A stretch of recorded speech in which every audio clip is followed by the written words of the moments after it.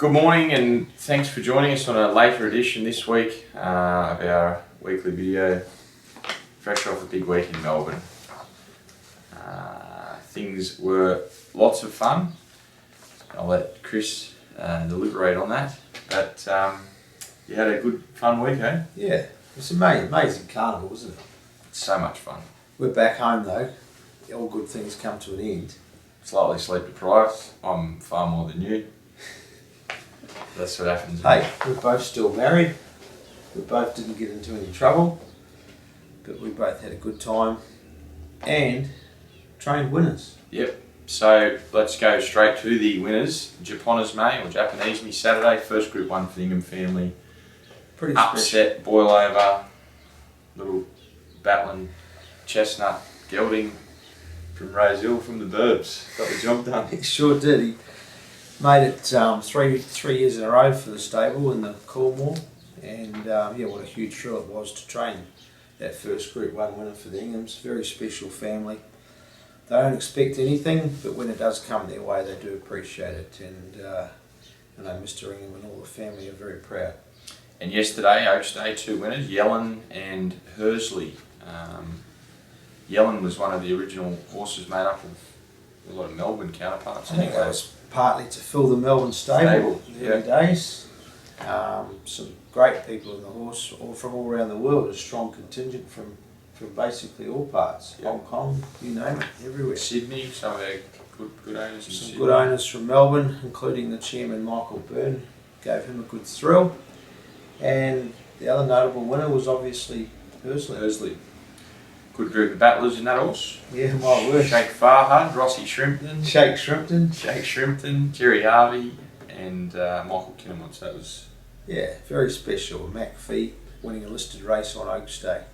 Showing you that there's a race for every horse during Cup Week, and I think that makes it so special. Now, much was made of the track over the carnival. I'll put it on you. What were your thoughts? It wasn't good enough, I think, in this day and age. When you can notice a bias prior to the races starting, you should be either notifying punters and owners and trainers so that everybody's in the picture. We understand that weather conditions, things happen with tracks, but you and I walked the track and we could noticeably see that the fence was extremely firm in comparison to the rest of the track. When you and I can see it, and as obvious as that, it's clearly an issue, and that was the way it raced. So it did affect racing. In hindsight, I think they should have put the rail out 2 metres at 10 o'clock in the morning. I know it's not the thing to do, and I know it might bugger things up, and I know it might not even be possible, but it might have been the thing to do. Yeah, I don't know. I really don't know. You can't blame anybody except for probably, I guess, Victorian Racing, the club, just for making it. They need to make it known. Everyone has to be kept open, informed of these matters, and you can't single out one person. But I'm sure they would have all learnt a lot from it, and I think that's all that needs to be said. Okay. Just comparing it to Sydney cops a great deal of criticism over their tracks, and whether it's because New South Wales trainers are more vocal of it, but from my point of view, it seemed to be a white elephant in the room down there. It was noticeable to everyone, all in sundry. They're not degrading their carnival because it is the best in the world in the benchmark, but it was there and people were just sort of, yeah, it's there. One thing I would say is don't talk the Sydney tracks up too good. I think Rosehill and Canterbury are fantastic, but Warwick Farm's nowhere near up to the scratch. I'm not talking about it, but I'm just comparing it. And Randwick is still a disgrace. Yes. It's still a disgrace. They're patting themselves on the back for having 4 weeks in a row of racing, which is good, but that was a disgrace on Tuesday. Their track for the amount of rain they had. Rosehill raced how many weeks in a row? I didn't see them get a pat on the back. Yeah. But anyway. So I think we've got to be open, not criticise and just not do things about it. Criticise and make sure something is done about it. Okay. Let's rip into... Did you want to touch on anything else? Not at this stage. Okay. A couple of winners on Saturday in Sydney. Religion Fire, good training performance, I thought. Yeah, thank you. That's a fair effort. Good team behind me might help. That does help. What was that like? The trifecta, Five. Dance of Heroes, Dance of Heroes.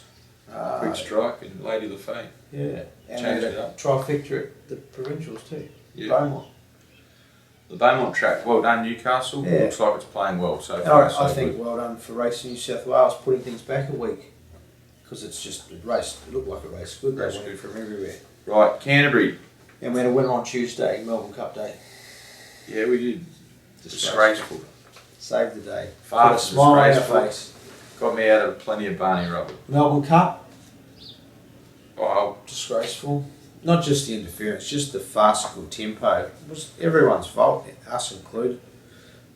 Disappointing for owners though when you set yourselves up and build yourself up and have run the cup and it just goes out the window like that. Jeez, it was hard to take. well done to Michelle Payne and Darren Weir, because they would be, irrespective of how the race panned out, they won the Melbourne Cup. So good. Great story. Well done to them. That's what racing needs. That's what racing needs. Yep. And well done to our owners that did have runners in the race. They copped it pretty sweet. Yep. Everyone came home safe, and obviously Horses it are was fitting on. well. It was a few hours prior to poor old Timmy Bell dying. Yeah. And that was just, that puts everything in perspective. 100%. A really good talent gone. Aside from the Very, talent, very sad. just a good bloke. Yeah. So, Canterbury this Saturday, to change it up, let's get into it. Small fields are the flavour, but we'll deal with that. No more 61 chats. We know where you're at. Christy Lee in the first backs up 1250 metre 5-horse field. It's got to be a chance, isn't she? I hope so. She's just going through the motions, but she's not that far off the mark, and I'm sure she's gonna lift on Saturday. Amber Roll, first 2-year-old runner of the season. Trials have been nice. Yep, pretty forward filly. Comes in a couple of barriers with those scratchings, is going to help. Good tough filly.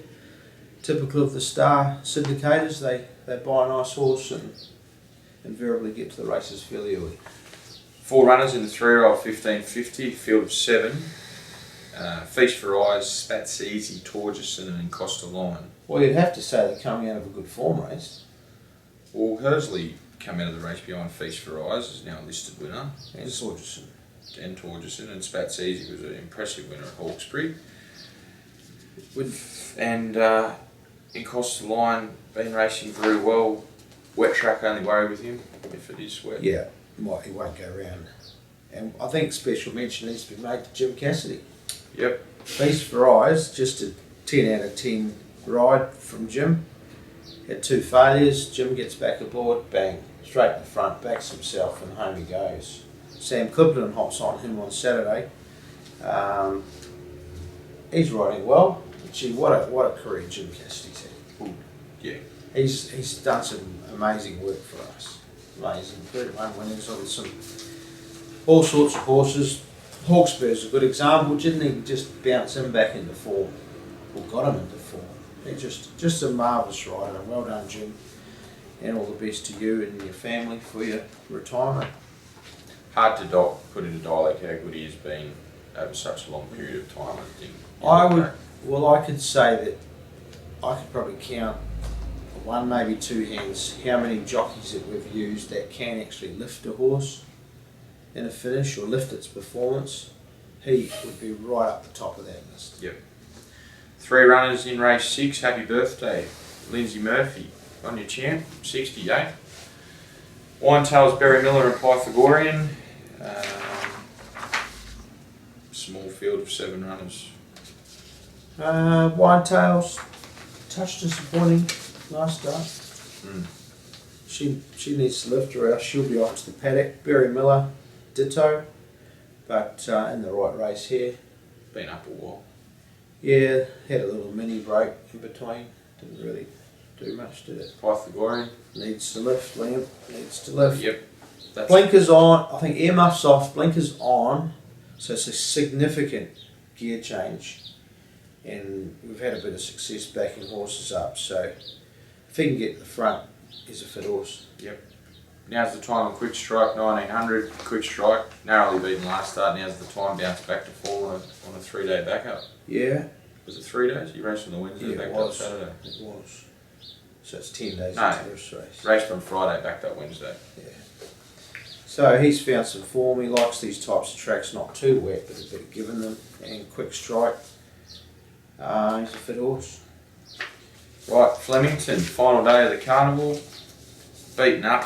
Smaller field, Queen's Cup's only got 7 runners. It's usually tends to be a bigger field, but that's alright. He's the highest rated horse in the race. 2,600 metres, you elected to bypass the other races. Yeah. Beginning of the week. He's at the end of his prep. At last start, forget he went round, they just went too slow, didn't they? And he was out the back. Yeah, big weight. Yeah. So forget that. And barrier 1's going to get a nice run, I guess, closer to the pace. Glenn Schofield back aboard. Down to 7 runners, I see Ed Dunlop scratch his horse. Yeah. Runs up to his best, to be very, very hard to beat. Boban and Delectation, Darley Classic, 1,200 metres. Delectation, notable straight track performer. Boban, first time. Well, he's a 1,400 metre specialist, and he likes first up. So we've taken that approach. He had a solid jump out up the straight about 15 days ago, and hasn't missed any work since then. He's been working along nice. He's fit. Glenn's aboard. How's he going to perform? I don't know, but the 1,200, they say you need a good 1,400 metre horse to win it. So he's got all the right credentials.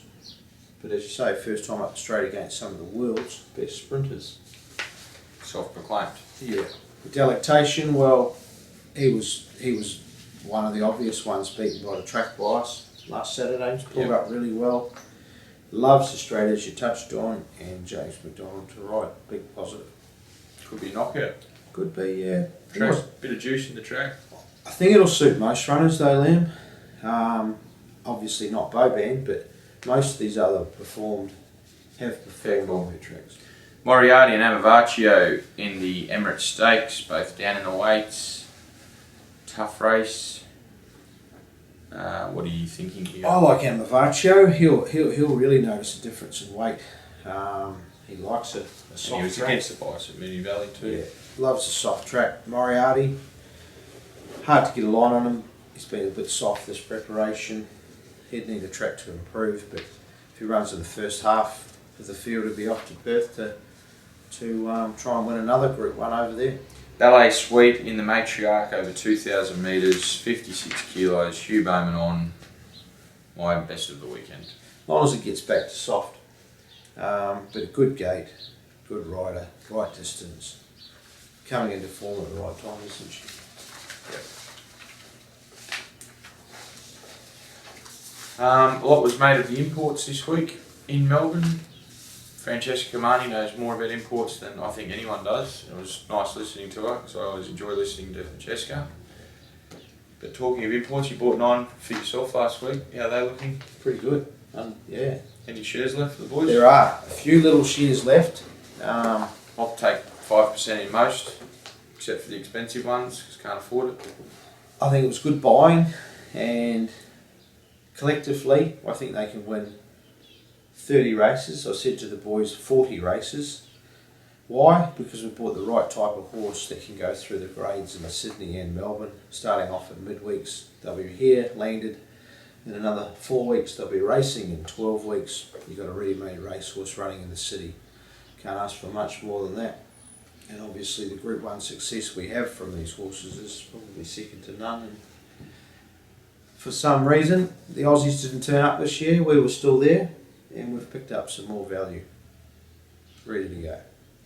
Anyway, they're selling like free cheeseburgers on McHappy Day, so if you want to share, come in and give me a ring. Call me. See ya. See us. Happy punting. No third dividend Saturday, Canterbury. Bad luck.